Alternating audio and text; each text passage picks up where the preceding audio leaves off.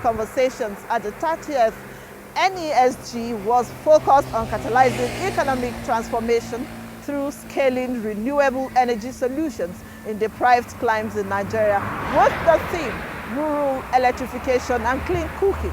Tokwa Alabi again reports that the session was hosted by the Kingdom of Nigerian. On a global scale, Nigeria comes only behind China and India regarding the total number of people living without access to clean cooking. The situation is particularly acute in rural areas where only 4.6% of the population had access to clean cooking as against 32.8% in urban areas. The National Clean Cooking Policy disclosed that over 180 million Nigerians lack access to clean cooking fuels and technology, with statistics showing 98,000 women die annually due to the use of firewood. This conversation at the 30th Nigerian Economic Summit on catalyzing economic transformation through scaling renewable energy solutions in deprived climes in Nigeria, themed rural electrification and clean cooking, hosted in collaboration with the Embassy of the Kingdom of Netherlands, convened experts with the belief that energy is critical in reversing adverse socioeconomic outcomes, driving industrialization, creating jobs, and ultimately fostering economic growth and development. As long as alternatives are cheaper, people won't move to the next step. And we can talk about climate, we can talk about health, and all of that is true. But for many people in those communities, and for many people in general, the first thing we look at is price. And if the price of the alternative is too high, then you stick with what you have. And if 80% doesn't have electricity, what do they have? Charcoal, firewood, kerosene. I know in some places try to introduce cooking gas. Cooking gas sounds good because we use cooking gas in the city, so why wouldn't they use cooking gas in the village? But the logistics, the transport, the price makes it very difficult. But if you end up with solar, then it's still a question of price. Price of fuel and the price of diesel went up because that makes solar comparatively more advantageous. But then if you have energy, if you have electricity, and it was just referred to, it helps. It's the next step in the further development. And it's not like you're undeveloped. I have an issue with the word deprived, but that's just me. Because people are not deprived because they want to be deprived. They are deprived because they don't have the access. Recently, Nigeria's Minister of Environment, Balarabe Abbas Lawal, hinted that the full implementation of National Clean Cooking Policy of Nigeria will attract about 10 million direct jobs among youths, ranging from assembling local raw materials to production and chains of distribution of clean cook stoves, in addition to the carbon credit earning, which the development of National Carbon Market Framework is in process. The full implementation of the policy will also enable Nigerians to achieve the nationally determined contribution target, Net Zero 2060, Energy Transition Plan, and Carbon Neutral Clean Cooking Future by the year 2060. Even as we continue to make bold efforts to strengthen and expand the national grid and ensure that every grid customer is metered, and we have a pressing responsibility to take into consideration tens of millions of Nigerians who will not be touched by the grid anytime soon for various reasons. And this is where innovative off-grid solutions come in. It is heartwarming that the federal government is championing various initiatives and programs with a lot of its development partners to service these deprived areas. Solar energy's ubiquity makes it the most widely deployed renewable energy solution in these areas. Across Nigeria, the federal government's Rural Electrification Agency has been busy, very busy, making utility-scale renewable energy infrastructure a reality. So take the example of Shimanka, a rice farming village in Shendam local government area of Plateau State, that recently benefited from a 234 kilowatt power solar mini grid under the REA's Nigerian Electrification Program, the NEP program. The impact has been phenomenal, to say the least. Daily life no longer has to shut down at dusk. Artisans now have clean energy and a cheaper alternative to diesel and PMS generators. Shopkeepers are now able to power their own refrigerators and earn additional income. If every remote community in Nigeria enjoyed this kind of intervention, this scaling is a challenge that the president is determined to confront head on. We must get it done. So what will it take to scale?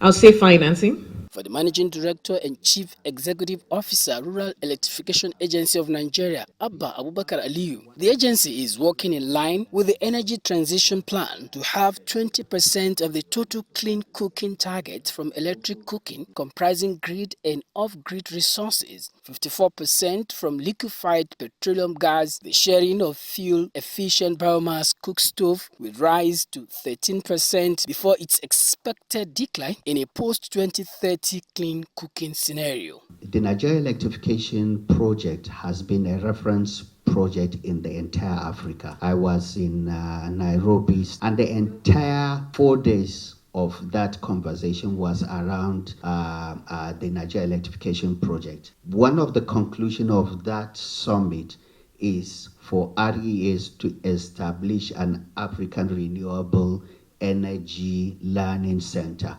Already, as we came back, there has been 2 emails from Burkina Faso and Sierra Leone that they want to come and learn how we implement our project. And the reason because we implemented a targeted project whereby the funding were specifically targeted to areas with maximum impact. We used a result-based financing, which worked in Nigeria. It's one of the most fantastic things that has ever happened in the history of the renewable space in this country, whereby we incentivized the private sector. We moved away from giving the contract to developers, but we incentivized the private sector on the condition that they perform first. Then we now give them the subsidy and grants. So the funding should be used for that purpose. We have seen how it has worked, and this is what should be done to continue to scale up. The conversation observed growing concerns over inefficiencies and shortcomings of the energy sector constituting hindrances to the country's progress, especially grappling with the numerous economic and social challenges as it engages stakeholders in a robust deliberation on how to empower rural communities to increase productivity in agriculture, manufacturing and services, fostering economic growth and development. A lot has been happening on the government end, in the private sector, from the third sector, like ourselves. And in the last, I think, 10 years, we've seen growth within the solar sector. But the problem has been that this has been happening in a disaggregated manner, if you would agree with me, for those in the room. And the Dutch government, in its assessment of the sector, recognized this and decided to contribute to improving it by investing in the solar marketplace. Now, the solar marketplace is a platform that just aims to bring the actors within the ecosystem together in a way that improves the efficiency and helps to improve the efficiency of the solar sector. And so you're bringing suppliers, you're bringing product manufacturers, you're bringing developers, you're bringing finance together in a platform. What I've seen evidently from our activities, how we've been able to become who we are today has simply been because of the kind of collaborations we've had internationally and even nationally amongst us as partners. In 2017, I met a Dutch company called Independent Energy. And Independent Energy and I worked together and applied to the Dutch Goodwood Fund through Atradius. And Atradius did the export credit facility for us. As such, it started with very small. Now I can say very small, but then it was big money. It was 120,000 euros. And we were able to bring in solutions that we were able to power a school in Abuja and several other smaller installations for homes and small businesses. And we paid that off, and that gave us goodwill, and we were able to go again for another round. And I think So far, we've done like 4 rounds with export credit, and for every round, it grew. You have decided to show that it's possible, and the fact that you are manufacturing clean cook stoves and other solar home systems shows that manufacturing is possible, local production is possible within the country.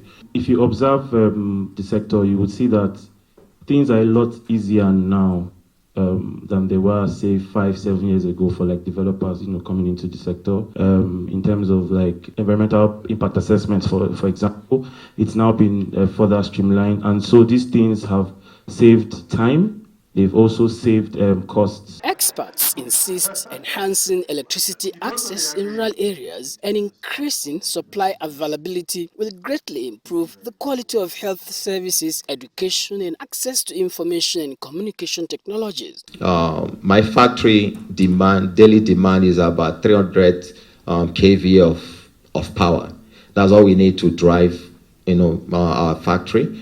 And when the diesel goes up, our costs increase by almost 3/4. And the purchasing power of our target market is stagnant. So we don't need to increase the price of the product.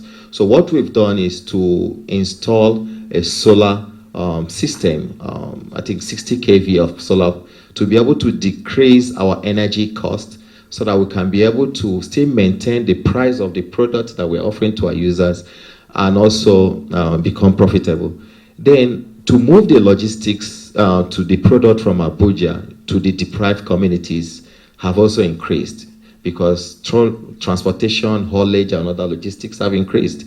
So what we are doing currently in partnership with a government agency, we're setting up 10 assembly factories, 5 in the north and 5 in the south.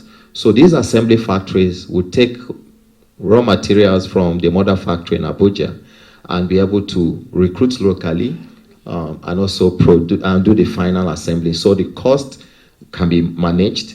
The final price will not be increased. Expectations are high that highlighting the critical role renewable energy plays will help in mitigating climate change and driving socio-economic progress. For Business 24, Tokbe Alabi.